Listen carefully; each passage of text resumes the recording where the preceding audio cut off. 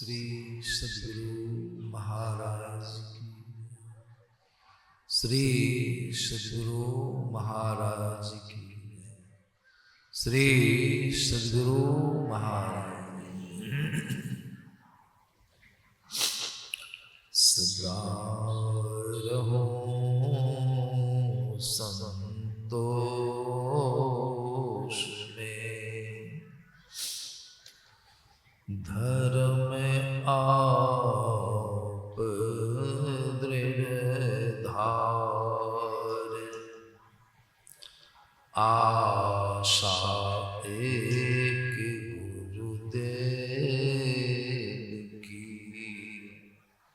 और न चित विचार। बंदों गुरुपद कंज, कृपा सिंधु नरेरूप, महामोहतम पुंज, जासु वचन रवि कर निकर। महामोहतम पुंज, जासु वचन रवि कर।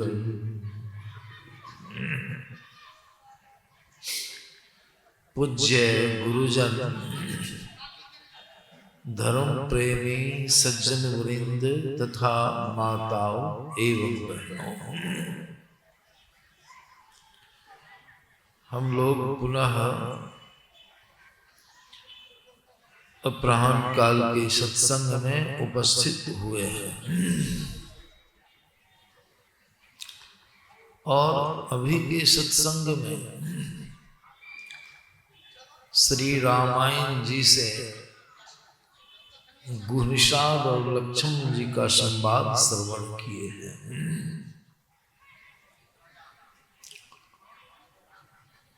संवाद में आपने सुना कि रामचंद्र जी भगवान गुहनिषाद के यहाँ पहुंचे जंगल में, और पत्तों की शैया पर रात्रि में सीता जी के साथ विश्राम कर रहे हैं। लक्ष्मण जी पहरा देने के लिए बैठे हैं और उनके साथ में निकट में गुहनिषाद जी भी हैं। गुहनिषाद जी को यह दृश्य बड़ा ही दर्दनाक मालूम पड़ा कि भगवान राम जैसे पुरुष को, सीता जी जैसी नारी को जंगल में, उसमें भी पत्तों की शैया पर सोना पड़ रहा है। हम लोग कभी ऐसा दिन नहीं देखे, किसी ने नहीं देखा होगा, लेकिन यह दर्दनाक दृश्य गुहनिषाद ने जो देखा, उसको हृदय में बहुत ही दुख हुआ, बड़ा कष्ट हुआ, बहुत विषाद हुआ, और अपने भाव को, हृदय की बातों को उन्होंने लक्ष्मण जी के सामने प्रकट किया। क्या कहा? जो देखा, जो दृश्य उसके सामने में आया, दर्दनाक दृश्य, और जिस हेतु से, जिस कारण से वह दृश्य सामने आया, उसी के संबंध में उन्होंने लक्ष्मण जी से कहा, भैया लक्ष्मण, कैकेयी बड़ी ही पापनी है, उसके हृदय में दया नाम की चीज नहीं है। आज उसी के कारण ही ना आप लोगों को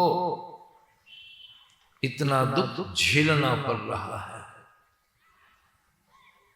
कैकेयी के ऊपर उन्होंने दोषारोपण किया। बात सही है कि गलत? बात तो मुनिषाद ने अपनी जानकारी के मुताबिक, अपने ज्ञान के मुताबिक सही ही कहा। इसलिए कि कैकेयी अगर वरदान नहीं मांगती तो राम को वनवास नहीं होता, जंगल नहीं जाना पड़ता। क्या मांगी थी वरदान? प्रथम तो भरत को राज तिलक, तापस वेश विशेष उदासी, 14 वर्ष राम वनवास, यह वरदान कैकेयी मांगी थी दशरथ जी से। बात तो सत्य ही है। निषाद ने कोई बेजायज नाजायज नहीं कहा, कहा तो सही ही, लेकिन अपने ज्ञान के मुताबिक, जानकारी के मुताबिक, बुद्धि के मुताबिक उन्होंने कहा। लेकिन लक्ष्मण जी इस बात में समर्थन नहीं दिए, इस बात को स्वीकार नहीं किए। लक्ष्मण जी को तो स्वीकार करना चाहिए, बात तो सत्य है, समर्थन देते। लक्ष्मण जी भी संग में हैं, दुख भोग रहे हैं, लेकिन लक्ष्मण जी ने ऐसा नहीं किया। लक्ष्मण जी कहते हैं कि हे निषाद सुनो, किसी के पर दोषारोपण नहीं करो। तुमको मालूम नहीं है इसमें कैकेयी का कोई दोष नहीं है। कैसे दोष नहीं है? दोष तो हम लोगों के सामने में प्रत्यक्ष है। दशरथ जी ने रात्रि में उपभवन में कैकेयी को बहुत तरह से समझाया। वाल्मीकि रामायण को पढ़िएगा, आपको मालूम बहुत तरह से क्या क्या कह के नहीं समझाए, लेकिन कैकेयी एक ना मानी। अंत में दशरथ जी ने कहा, सुनो कैकेयी, बहुत प्रेम से कहा। कूप भवन में धरती पर दशरथ जी ठेहुनिया पार के अन्य विनय करके रात्रि बिताए हैं। दशरथ जी ने कहा, सुनो गौर से विचार करो तुम कैकेयी, अंत मैं कहता हूं कि तुम तो इस बात को अच्छी तरह से जानती हो कि राम अगर हमसे दूर हो जाएगा, जंगल चला जाएगा, तो मैं राम की विरह में जीवित नहीं रह सकता हूं, मर जाऊंगा। और मेरी जब मृत्यु हो जाएगी तो तुम तीनों रानियां विधवा हो जाएगी। कहो विधवा होना कोई नारी को पसंद होगा? पूछिए तो। कोई नारी जो पतिव्रता होगी ऐसा चाहेगी कि हम विधवा हो जाएं? नहीं चाहती। लेकिन कैकेयी इस बात की मान्यता नहीं दी, चाहे जो हो। लेकिन आप अपने वचन पर रहिए। वचन दान भी दिए हैं, वरदान भी दिए हैं, और फिर उससे हटना भी चाहते हैं। बहुत तरह से कैकेयी मर्म भरी बातें कह दी। दशरथ जी का हृदय टूट गया। अब समझाने के लिए कोई शब्द नहीं रहा। अब दशरथ जी क्या करते हैं सो देखिए। कोई उपाय नहीं जब सूझा तो देवी देवताओं की भी मनौती की है। वहां पर देवी देवताओं की भी आराधना की, आह्वान किए हैं। प्रथम तो उन्होंने भगवान शिव का आह्वान किया, हे शिव, मैं दशरथ अयोध्या नरेश आपकी आराधना करता हूं, आपका स्मरण करता हूं प्रभु। मैं विकट परिस्थिति में फंस गया हूं, आप ऐसी कृपा मेरे ऊपर कीजिए कि प्रातः काल होने पर मैं अपने वचन के मुताबिक राम को जंगल जाने की आज्ञा दूंगा। कहे कि मैं वचनबद्ध हूं, लेकिन आप राम की बुद्धि को ऐसा फेर दीजिए, पलट दीजिए, बदल दीजिए कि राम मेरी आज्ञा का उल्लंघन कर दे और हमको कह दे कि हम जंगल नहीं जा सकते। ऐसा कर दीजिए। कोई पिता ऐसा चाहिएगा कि हमारा बेटा हमारी आज्ञा का उल्लंघन करे? और देवता से मनौती करते हैं। बहुत देर तक जब आशा टूट जाती है, भगवान शिव ने कोई मदद नहीं किया। ए देवी माई, भक्त शिव जी तब देवी माई के राजा, हे दुर्गा दहीन हो जाओ, मेरे ऊपर अनुग्रह करो, मैं विषम परिस्थिति से गुजर रहा हूं। हे देवी, मैं मनोती करता हूं, आह्वान करता हूं तुम्हारा कि मैं प्रातः काल सूर्योदय होने पर राम को जंगल जाने की आज्ञा दूंगा जरूर वचनबद्धता के कारण, लेकिन मेरे पुत्र की बुद्धि को तुम इस तरह से फेर दो, उलट दो, पलट दो कि हमारा बेटा राम हमारी आज्ञा का उल्लंघन करके जंगल नहीं जाए। माता यही काम करो, कोई देवी देवता काम नहीं आया। ऐसा क्यों हुआ?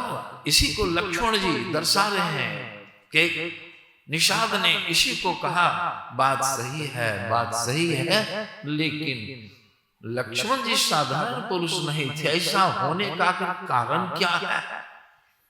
कैकेयी मान क्यों नहीं रही है? 2-3 दिन पहले कैकेयी राम को राजा बनाने के लिए दशरथ जी से बहुत सिफारिश करती थी।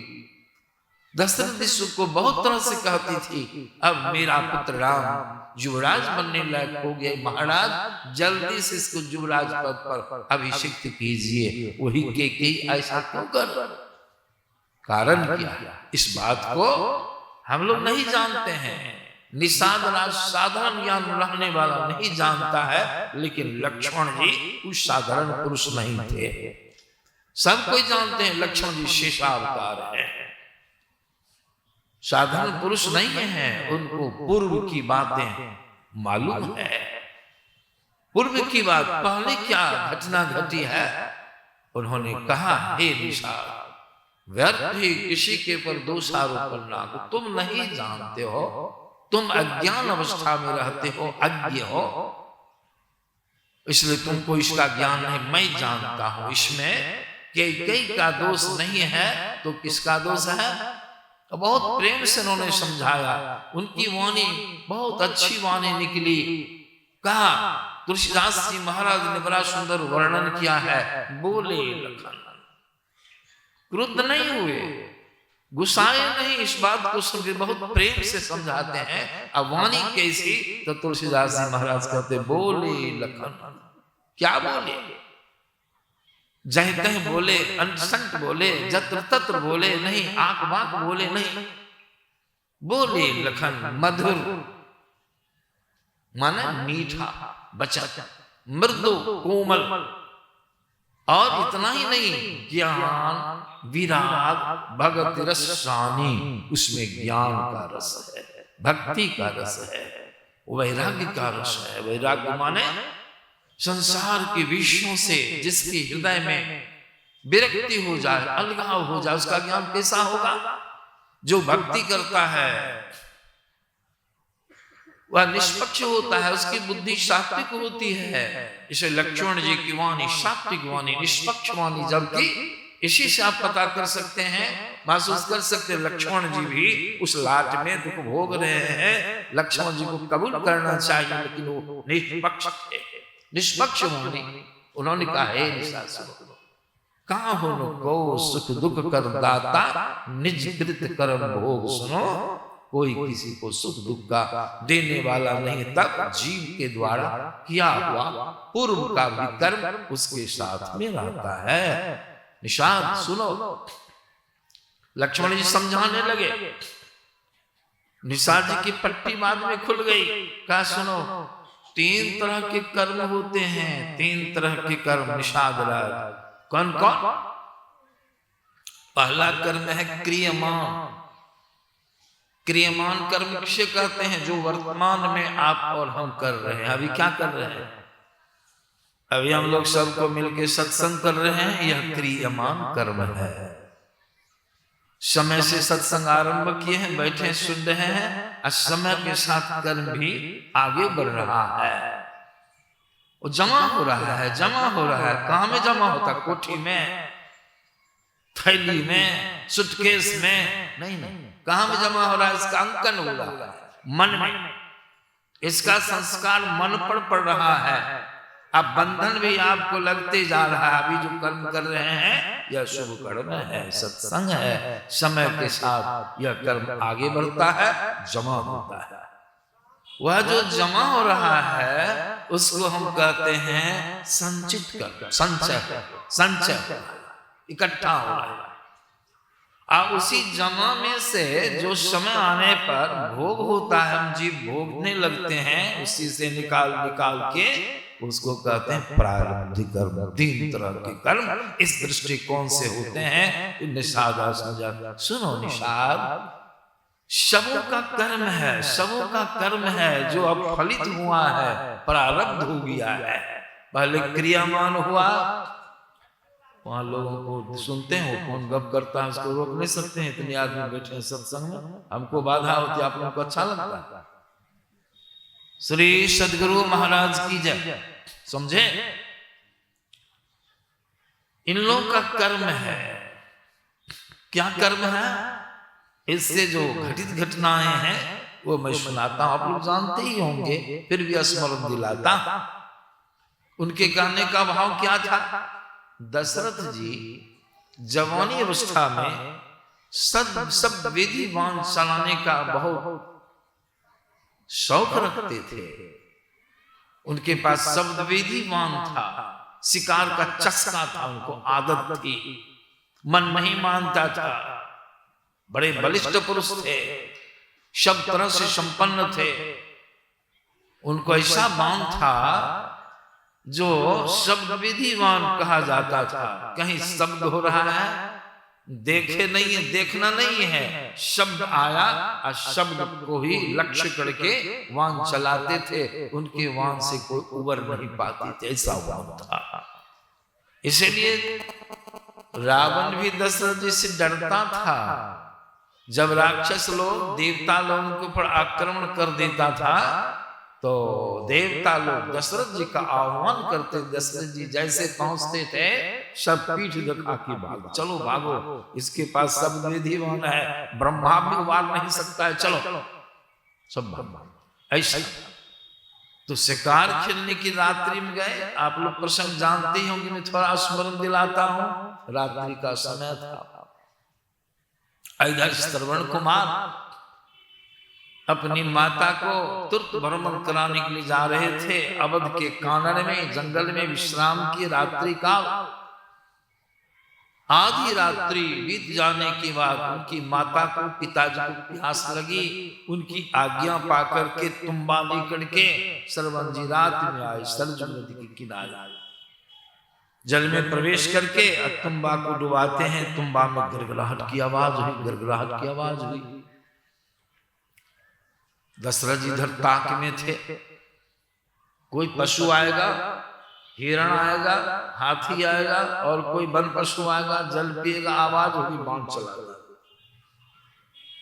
तो पशु तो आया नहीं, वहां तो मनुष्य ऋषि कुमार, दैदीप्यमान शरीर था उनका, बड़े तेजस्वी थे ऋषि कुमार।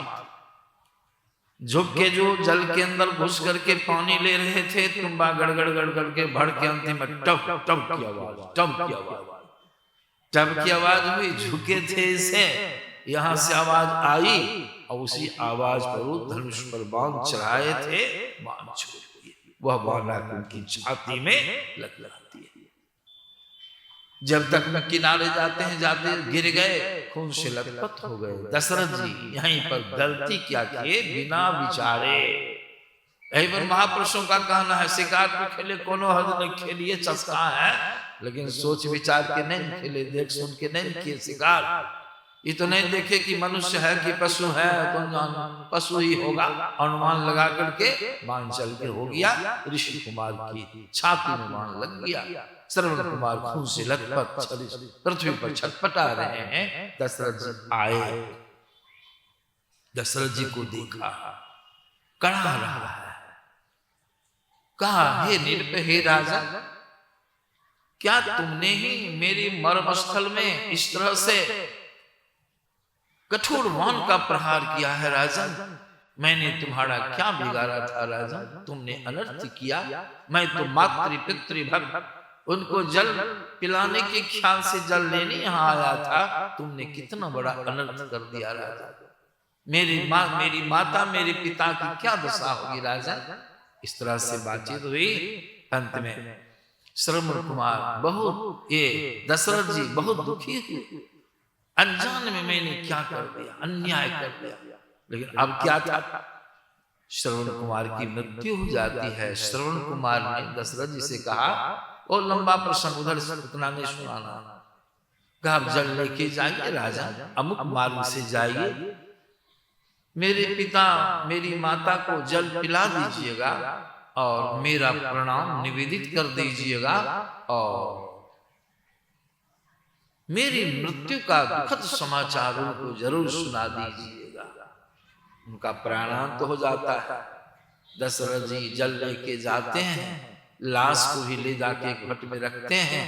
वो लोग तो बड़े शोकाकुल थे ही पूर्व से, जैसे धम धम की आवाज भी लगा मेरा पुत्र आ रहा है। आशा हुई, लेकिन जब वहां पहुंचे दशरथ जी मुंह में तुम माल गिरा देते, कुछ बोले नहीं, चुपचाप डर के मारे, ऋषि हैं श्राप दे देंगे, अनर्थ हो जाएगा। लेकिन ऋषि ऐसे थे, जल नहीं पिए। उन्होंने पहले श्रवण से कुशल मंगल पूछा। अंधे ने कहा मेरी लाल सुनो, क्यों देर हुई तुझे आने में, मैं बचा रहा, ईश्वर की कृपा ना पराम अभी था जाना। प्रश्न क्यों देर हुई पुत्र, श्रवण बोलो बेटा, ईश्वर कृपा से बचा रहा, क्या विपत्ति तुमको आई, पहले सो सुनाओ तब जल पिएंगे। अब दशरथ जी सोचे थे हाँ नहीं, जवाब देने में हाँ अन्ना का प्रयोग हुआ तो मात मिला देंगे, काम चल जाएगा। लेकिन अब तो पूछ रहे हैं, उसमें तो बोलना होगा उनको, अब क्या करेंगे, लाचार। दशरथ ने कहा ऋषिराज सुनो, मैं श्रवण नहीं मैं दशरथ। इतना बोलते ही उनके होश उड़ गए। श्रवण नहीं दशरथ हो, लगता है मेरे पुत्र पर कोई विपत्ति आ गई है, तुम संवाद लेके आए हो दशरथ राजन। ऐसा संशय दुख छा जाता है। अंत में दशरथ जी ने खुलासा किया, हे ऋषिराज सुनो, अनजान में मैंने एक एक शब्द पर जब ध्यान देने लगे तो उनकी हालत खराब होने लगी। अनजान में मैंने श्रवण की हत्या कर दी है, कहता था गुरु की शपथ कहो, मैं गुरु की शपथ खा के कहता हूँ ऋषि वर क्षमा कर। सुन पुत्र मृत्यु, दोनों दंपति चिघार गिरे महिमंडल पर, गिरते हैं तन की आस छोड़ पछताते निर्विकी। अब क्या था, पुत्र तो चले गए, स्वर्गवासी हो गए। क्रोध तो बहुत हुआ ऋषि को, लेकिन ऋषि ने इसको क्षमा कर दिया कि तुम दशरथ सत्य भाषण किए हो, सत्य का अनुमोदन किए हो, तुम उधरे सुधरे भाग जाता तो मेरी दोनों दंपत्ति की क्या दशा होती दशरथ। लेकिन तुमने इतना तो जरूर किया, मेरा पुत्र तो मर ही गया, लेकिन हमको आके समाचार सुना दिया, तसल्ली हो गई। नहीं तो आंख बिछाए हम दोनों पति पत्नी बहुत दुखी होते। तुमको श्राप नहीं दे, एक काम करो, चिता का करो और हम दोनों पति पत्नी कुछ पर रखो और मेरे पुत्र की जो लाश है उसको भी गोद में दे दो, अग्नि प्रज्वलित करो, जलाओ। अब जीना व्यर्थ है, जब तक जिएंगे पुत्र शोक में डूबे रहेंगे। दशरथ जी डर के मारे चिता बनाए, तीनों को रखी, अग्नि प्रज्वलित, तीनों जलने तो लगे जरूर, लेकिन अंत में नहीं रहा गया। अंत में कहा, अंतिम कहते तेरी यही गति, तेरी यही गति है निरपय, हे राजन तुम्हारी भी यही गति होगी। कौन गति, जिस तरह मैं पुत्र के विरह में व्याकुल होकर संसार से जा रहा हूं, तुम्हारी भी दशा कर्म दशरथ जी से जवानी में किए थे, यही हो गया।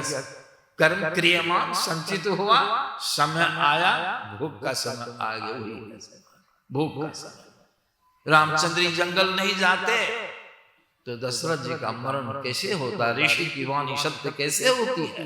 कर्म भी किया उन्होंने, ऐसा ही अश्राप भी ऋषि से मिल गया, तो दोनों मिल गया, कर्म का बंधन पड़ गया।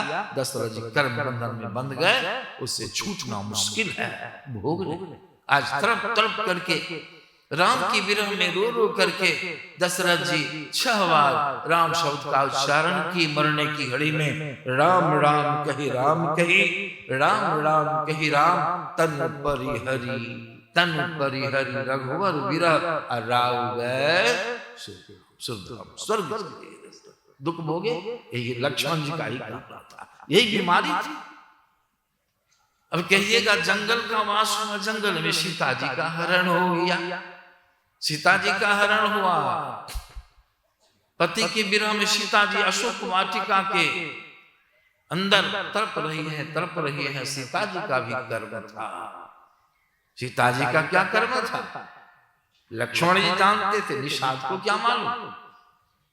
जवानी अवस्था में, युवती अवस्था में, अविवाहिता अवस्था में सीता जी अपनी सहेलियों के साथ जंगल गई थी, कौतुक कर रही, क्रीड़ा मन बहलाने के लिए। उसी क्रम में एक सुग्गी थी, वाल्मीकि मुनि के आश्रम पर रहने वाली, उसका पति सुग्गा भी था साथ में। दोनों दंपत्ति वृक्ष की डाली पर बैठा था, सुग्गा बैठा था। बहुत गौर से तर्क वितर्क करके देख रहा था। सीता जी बहुत सहेलियों के साथ कुछ खेल कूद कर रही थी, बहुत गौर से देखने लगी। लड़कियों के झुंड को देखकर सीता सुग्गी के मन में आया, भाव जगा और अपने पति से व्यक्त करने लगी। क्या व्यक्त की, क्या बोली? कहती है पतिदेव सुग्गा से, कितनी सौभाग्यशालिनी वह सीता होगी जिनके पति तीनों लोकों के स्वामी, जगत के उद्धारक श्रीमान राम होंगे। उसको मालूम नहीं था कि सीतो नाम की लड़की है, लेकिन लड़कियों के झुंड को देखकर सीता जी का की याद उनको आगे बोल दी। सीता जी सुन ली, एकदम मनुष्य की भाषा में बोली। देखते हैं ना, सुगा सा बोलता है ना, खुलासा। एक सुगा था मेरे पास, हमसे लड़ता भी था, अनशन बोलता था। लोग आते थे, बाबा थोड़ा लड़ाई दिखा दिए सुगा वाला। विद्यार्थी सब भी आता था, हम उसको दिखा देते, लड़ता था और स्पष्ट बोलता था। चित्रकूट के घाट पर भाई संतन की भीड़, तुलसीदास चंदन घिसे तिलक करे रघुवीर बोलता था। वही सुगी की आवाज सुन ली। अब सीता जी की जिज्ञासा बढ़ गई। नाम तो हमरे है सीता लड़कियों में, अब हमरे विषय में बोल रही है सुगी की कौन दूसरी सीता है? निकट में पूछते, हे मान सुगी, किस सीता की चर्चा तुम कर रहे हो? थोड़ा खुलासा करो। सुगी सीता जी की इस तरह पूछने पर समझ लेती है कि लगता है किसका नाम सीता है। अब वही सीता है कि दूसरी सीता है, तुम बोलेंगे तब पता चलेगा। सुगी की भी जिज्ञासा बढ़ गई। कहा मैं जनक की बेटी, जनक की पुत्री सीता की चर्चा कर रहे हो। सीता जी का हृदय तो गदगद हो गया। सीता जी कहती, बहन सुगी, वह सीता मैं ही हूँ, जनक की बेटी हूँ। धन्य हो सीते, अपने भाग्य की सराहना कर। यह जो सुगी भविष्यवाणी करती, अब सीता जी का हृदय ऐसा हो गया कि इसको पकड़ लेना चाहिए। सहेलियों के सहयोग से उसको पकड़ ली किसी विधि से। अब पकड़ करके सोना का पिंजरा बना के उसमें घुसा। अब देखा सुगा बेचारा पति उसका उसकी प्रतीक्षा में है। जो जो पूछने का खूब पूछती है। अंत में संध्या हो रही है। सुगी कहती, बहन सीते, मैं पतिव्रता हूँ, सदैव पति की सेवा में रत रहती हूँ। मेरे पतिदेव मेरी प्रतीक्षा में है। सीते, तुम हमको पिंजरा से बाहर करो, अनुमति दो जाने की। पति की सेवा सुसर काम में लग जाऊंगी। सीता जी हंसने लगी।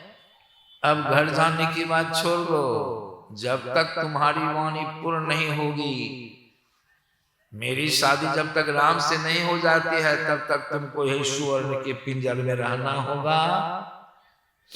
इसी सुवर्ण के पिंजर में रहना होगा। जब मेरी शादी हो जाएगी को पति को चले जाएगा। क्या दशा हुई होगी सोचिए थोड़ा। सुग्गा ने भी बहुत समझाया, सीता एक ना मानी। अंत में सुग्गा ने कहा, सीते मेरी पत्नी सुग्गी गर्भवती है, गर्भ में संतान है, अभी तुमको मैं वचन देता हूं, अभी जाने दो, जब प्रसव हो जाएगा मैं स्वयं अपने साथ अपनी पत्नी सुग्गी को लाके तुम्हारे पास रख दूंगी। आज जो जो पूछने का जितना पूछते सीता एक नाम कर्म। कर्म करने में आप स्वतंत्र हैं, कर्म कर लीजिए, लेकिन कर्म कैसा हुआ सो देखिए। सुग्गी व्याकुल हो जाती है, पिंजरा में तड़पने लगती है, पति की विरह, उसका पति भी दुखी हो जाता है। भगवान क्या हो गया, क्या होगा, मेरी पत्नी की दशा, दोनों एक दूसरे को देख कर विरह बंद हो गया। परिणाम क्या हुआ, अधिक दुखी हो जाने के बाद जो सुग्गी व्याकुल हो जाती उसका प्राणांत हो गया। पिंजरे में सुग्गी तड़प करके मर गई। यह कर्म बना सुग्गा। जब पत्नी मर गई, सुग्गी मर गई, तो सुग्गा ने भी अपने प्राण को त्याग दिया, लेकिन कहा सीते तुमने जघन्य कर्म किया है, कर्म करने में तुमको तक भी विचार उत्पन्न नहीं हुआ। मेरी पत्नी गर्भवती अवस्था मर गई, मेरी वंश का विनाश हो गया, मैं श्रापित करता हूं। कर्म पर भी श्राप लगता है, कर्म से ही आशीर्वाद फलित होता है। क्या श्राप दिया, जाओ मैं अयोध्या जी में जन्म लूंगा मनुष्य शरीर में, और गर्भवती अवस्था में तुमको भी तुम्हारे पतिदेव अपने से सुदूर जंगल का वास देंगे, यही तुम्हारी अंतिम लीला होगी। सुग्गा भी बढ़ गई। इस सीता जी का कर्म यह वह क्रेमान कर्म की कर्म जमा संचित हो गया, अब भोगने का समय आ गया। आज देख लीजिए, देखिए सीता जी का भी हरण हो गया जंगल में, समय पुड़ गया। बहुत बहुत बातें हैं, उतना सुनाने का अवकाश नहीं है। सीता जी का हरण हो जाता है। सीता जी भी अशोक वाटिका में जाकर तड़प रही हैं। अशोक वाटिका लंका नगरी सुवर्ण की दीवार से चतुर्दिक घिरी थी। सीता जी भी सुग्गी को सुवर्ण के पिंजरा में रखी थी। आज सीता जी के लिए सोना का पिंजरा, सुग्गी के लिए छोटा पिंजरा था, और सीता जी के लिए बड़ा पिंजरा है, चहरदीवार के अंदर गिरी है। सीता जी सुग्गी को दूध भात खिलाती थी, इंद्र देवता सीता के लिए खीर बना के लाके देते थे। देख रहे कर्म फल बराबर है कि 1.5 बार है, देखिए इतिहास को समझिए। आज जब सीता जी का हरण हो गया तो रामचंद्र जी का भी कर्म रामचंद्र जी को लग गया। उनको क्या कर्म था, उनका कर्म था, समझे, नारद जी को विवाह करने में बाधा किए थे। आप लोग का स्मरण होगा, विष्णु रूप में राम जी,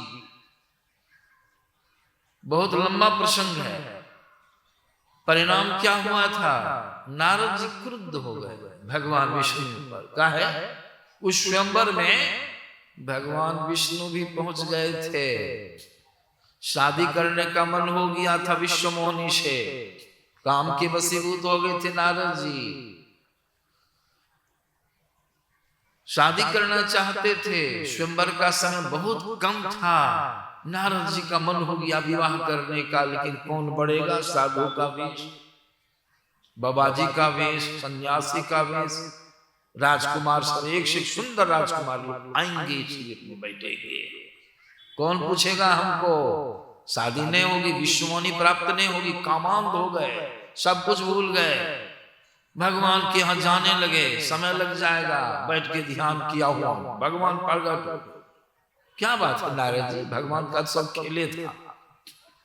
प्रभु हम चाहते हैं विवाह कर स्वयंवर में, तो हमसे क्या इच्छा है, क्या बात चाहते हैं, आप अपना रूप दीजिए प्रभु, आपका रूप ले लूंगा ना, ऐसा कोई राजकुमार नहीं होगा, हमारी शादी सुनिश्चित हो जाएगी। प्रभु जल्दी कीजिए, जल्दी समय नहीं है, जिसमें मेरा कल्याण हो काम जरूर कीजिए। इस सब नारद जी बोल दिए, भगवान को हुआ इसका कल्याण करना है हमको। कौन सी में कल्याण होगा, ब्रह्मचारी है, सन्यासी, विवाह करने में कल्याण होगा कि नहीं करने में, कौन सी में कल्याण होगा, विवाह नहीं करने में। भगवान क्या काम किए, अच्छा ठीक है, आप जैसा कहते हैं वैसा ही करेंगे, संपूर्ण रूप तो अपना दे दिए, कल्याण में थोड़ा सा नौकसी लगा दिए, मुंह बानर वाला। मुंह बना दिए बानर वाला। सब कुछ तो बड़ा बढ़िया देखते सुनते थे। भगवान अंतर ध्यान हो गए, नारद सीधे जाकर स्वयंवर में कुर्सी पर आगे डट के बैठ गए, छाती तान के बैठ गए। ऐसा कौन है? अब मुंह तो देखते नहीं थे। राजकुमार लोग कनखी मटकी मारते थे, मजाक करते थे। विष्णु मोहिनी आई, जयमाल लेकर के बानर का मुंह देख के बगल कट गई। नारद जी काय में उठ बैठ किए, अगली कुर्सी पर छाती तान के बैठा कि हमको देख के दे दे। जयमाल पहना दी। भगवान विष्णु उसी सभा में थे, रूप बदल के बैठे, शादी हो गई। विष्णु मोहिनी को लेके चले गए। भगवान विष्णु जी इधर सभा का विसर्जन हो गया। नारद जी छटपट कर रहे, भगवान क्या हो गया, क्या गड़बड़ी है। शिव जी का दूत वहां खड़ा था, सब दृश्य देख रहा था। अब बड़ा चुटकट्टा था, दोनों चुटकी लेने में बड़ा माहिर पुराने में। कहा क्या बात है नारद जी? कहा हमरा बात सूझता नहीं तुमको, अनर्थ हो गया। हमारा रूप देखो कैसा है। लड़की हमको जयमाल नदी का मुख के गले में डाल के चली गई, अनर्थ नहीं हुआ? का मुंह आपका गड़बड़ है। मुंह गड़बड़ है? क्या हो, आइए ले जाके पानी में जैसे परछाई दिखाया, नारद जी के होश उजारे, राम छलिया विष्णु क्या क्या। भगवान पर क्रुद्ध हो गए, जो नहीं करने का वहां। सबसे पहला गुस्सा तो झाड़ दी उसी के ऊपर। का मूर्ख, हंसते हो, हमारी हालत खराब, तुम हंसते हो, जाओ तुम राक्षस हो जाओ दोनों। और वहां से सीधे चले भगवान विष्णु के यहाँ, फदरते हुए। और रास्ते में भगवान विष्णु रंगे हाथ पकड़ेगी, आगे से घेर लिए, घेर कर शंका दिया, कह रहे विष्णु चलिए कहीं के, तुमको विवाह अपने करना था तो हमको क्यों कहा? हम नहीं जाते शिविर में, हाथ गोर समेट लेते।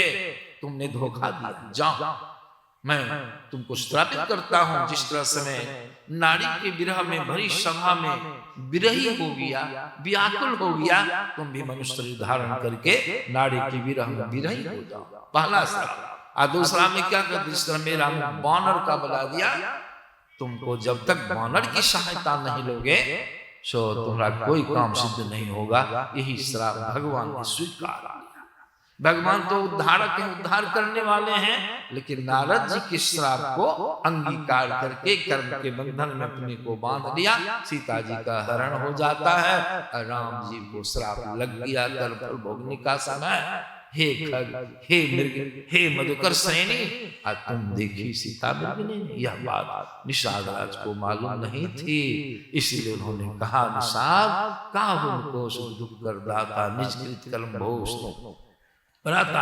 हम लोग भी कर्म करते हैं, वह कर्म संचित होता है और उसी कर्म में से समय से जैसा कर्म, शुभ कर्म अशुभ, शुभ कर्म का फल सुख, कुकर्म का फल का दुख समय पर भोगते हैं, दूसरे पर दोषारोपण करते हैं। इसीलिए इस इतिहास और पुराण को समझ कर सुन करके हम लोग को अपने कुछ संभाल के कर्म करना चाहिए, बिना विचारे। जो करे सो पीछे पछताए, काम बिगाड़े अपना जग में हो। इन्हीं शब्दों के साथ अपनी वाणी विराम देता हूं।